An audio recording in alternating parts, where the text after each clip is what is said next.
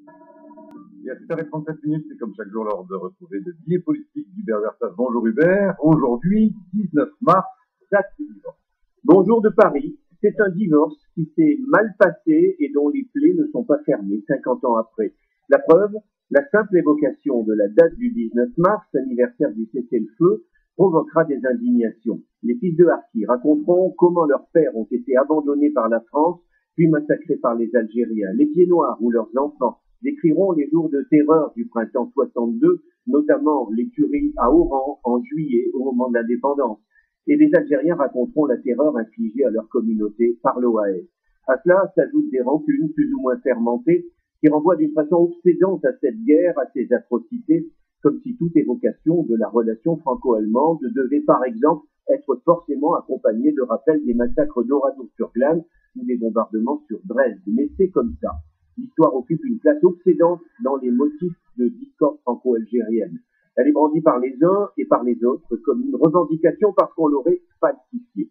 Les Français d'Algérie, nés là-bas, se sentent dépossédés d'un droit du sol auquel ont droit les Algériens de France et veulent réhabiliter leur vie d'avant, pas forcément le colonialisme, mais leur vie personnelle, faite de travail et de volonté de vivre honorablement. Mais en face, les Algériens d'Alger, comme ceux de Marseille ou de plus loin, peuvent aussitôt s'indigner d'un projet de loi sur les aspects positifs de la colonisation. Tout ramènerait à cette période de 54 à 62, comme si elle résumait les 130 ans qui précédaient et les 50 ans qui suivent. Et cette période est présentée comme un tabou. La guerre serait occultée. On nierait encore la torture, même si plus personne n'ignore sa pratique. D'ailleurs, déjà dénoncée dans l'Express de François Giroud en 1956. La guerre et la séparation. Depuis 1962, la France serait en France et l'Algérie en Algérie. Chacun chez soi, comme si cette vision des choses tenait un quart de seconde en se promenant en France et en se promenant à Alger. Comme si les paraboles de Paris n'étaient pas tournées vers Alger et celles d'Alger pas tournées vers la France. Comme si, après la séparation politique des États, les Algériens accédant naturellement à leur indépendance, les peuples n'avaient pas continué tout bonnement à se côtoyer, à vivre ensemble, bon an, mal an, avec ou sans préjugés, avec ou sans méfiance, mais continuer, vaille que vaille.